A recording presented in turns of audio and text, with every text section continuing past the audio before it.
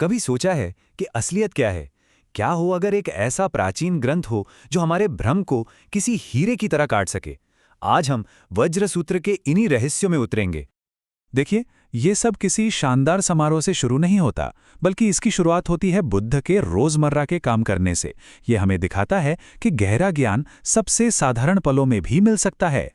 और बस तभी सुभूति, जो बुद्ध के एक करीबी शिष्य थे, एक ऐसा सवाल पूछते हैं जो हम सब ने कभी न कभी खुद से जरूर पूछा है। हम सभी तो अपने मन को शांत रखने के लिए संघर्ष करते हैं, है ना? ये हमेशा भागता रहता है, सोचता रहता है। वज्र सूत्र हमें एक बिल्कुल अलग रास्ता दिखाता है, एक ऐसा रास्ता जो हैरान करने वाले विरोधाभासों से भरा है। तो फिर इस मन को काबू में करने का आखिर रहस्य क्या है? बुद्ध एक बहुत ही सरल लेकिन बहुत बड़े निर्देश से शुरुआत करते हैं। सोचिए, कितना बड़ा लक्ष्य है ये, है ना? हर एक प्राणी को मुक्त करना। लेकिन यहीं पर चीजें दिलचस्प हो जाती हैं। ये तो एक पहेली जैसा लगता है ना? कि इतने सारे लोगों को बचाने के बाद भी कोई नहीं बचा। बुद्ध के अनुसार इसका जवाब हमारे मन में बसे कुछ खास विचारों को छोड़ने में है।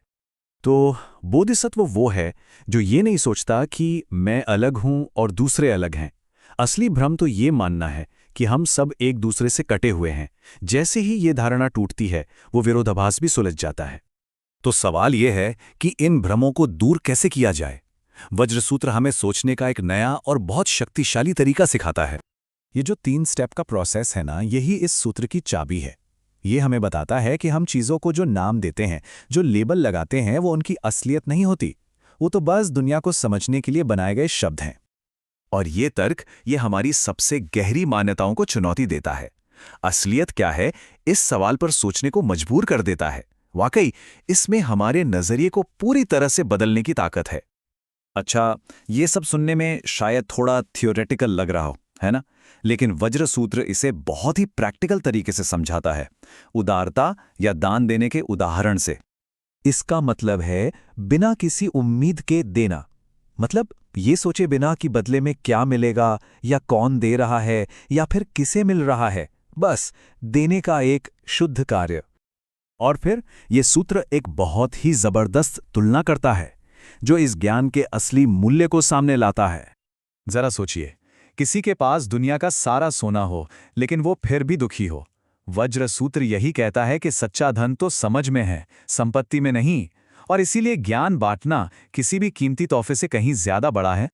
तो आखिर में वज्र सूत्र हमें कहाँ ले जाकर छोड़ता है? खैर, यह हमें अस्तित्व के बारे में सोचने के लिए एक बहुत ही खूबसूरत और शक्तिशाली तस्वीर देता है। और फिर वज्र सूत्र इन आखिरी काव्यात्मक शब्दों पर आकर खत्म होता है, जो जैसे सब कुछ को एक साथ समेट लेते हैं। कभी कभी कोई सपना इतना असली लगता है कि जागने पर भी हैरानी होती है ना? वज्र सूत्र कहता है कि हमारी ये जागृत जिंदगी यानी वेकिंग लाइफ, वो भी कुछ कुछ वैसी ही है। बिल्कुल एक बुलबुले की तरह जो बस पल भर में फूट जाता है, या एक परछाई की तरह जो रोशनी के हटते ही गायब। हमारी दुनिया की चीजें भी तो ऐसे ही हैं, हमेशा बदलती रहती हैं, कुछ भी परमानेंट नहीं है। या फिर ओस की एक बूंद की तरह जो सूरज निकलते ही भाप बन जाती है, या बिजली की उस चमक की तरह जो अंधेरी रात को बस एक पल के लिए रोशन करती है। जीवन भी तो ऐसा ही क्षणिक है। तो अगर सब कुछ एक भ्रम है, एक सपना, तो फिर करना क्या चाहिए? वज्र सूत्र हमें इसी गहरे सवाल के साथ छोड़ जाता है। तो अगली बार जब कोई दुनिया को देखे तो खुद से ये सवाल पूछा जा सकता है, क्या ये एक सपना है?